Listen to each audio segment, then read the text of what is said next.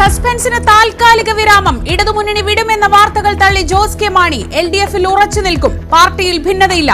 മധ്യമേഖലാ ജാഥ ജോസ് കെ മാണി തന്നെ നയിക്കും. കേരള കോൺഗ്രസ് എവിടെയോ അവിടെ ഭരണമുണ്ടാകുമെന്നും പാർട്ടി ചെയർമാൻ. കേരള കോൺഗ്രസ് എവിടെയുണ്ടോ അവിടെ ആയിരിക്കും ഭരണമുള്ളത്.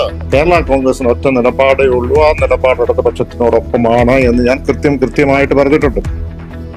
പാലാ സീറ്റ് ആർക്കും വിട്ടുകൊടുക്കില്ലെന്ന് മാണി സി കാപ്പൻ.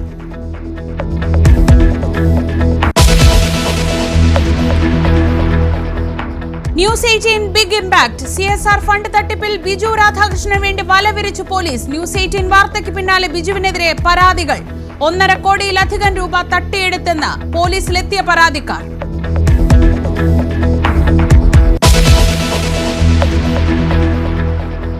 മകരവിളക്കിനൊരുങ്ങി ശബരിമല. ഉച്ചയ്ക്ക് 3 മണി കഴിഞ്ഞ് മകരസംക്രമ പൂജ. തിരുവാഭരണ ഘോഷയാത്ര വൈകിട്ട് സന്നിധാനത്തെത്തും.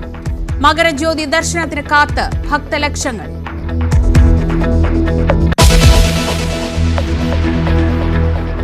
ശബരിമലയിലെ ക്രമക്കേടുകൾ ദേശീയ തലത്തിൽ ചർച്ചയാക്കി BJP. എല്ലാ തലത്തിലും അഴിമതിയെന്ന ആരോപണം. അഭിഷേകം ചെയ്ത നെയ് വിൽപ്പനയിലെ ക്രമക്കേട് അന്വേഷിക്കാൻ വിജിലൻസ് പ്രത്യേക സംഘം ഉടൻ. ഉണ്ണികൃഷ്ണൻ പോറ്റിയുടെ ജാമ്യാപേക്ഷകൾ തള്ളി ഹൈക്കോടതി. സ്വർണ്ണക്കൊള്ളയിൽ പ്രതിഷേധിച്ച് വൈകിട്ട് ശബരിമല സംരക്ഷണ ജ്യോതി തെളിക്കാൻ BJP.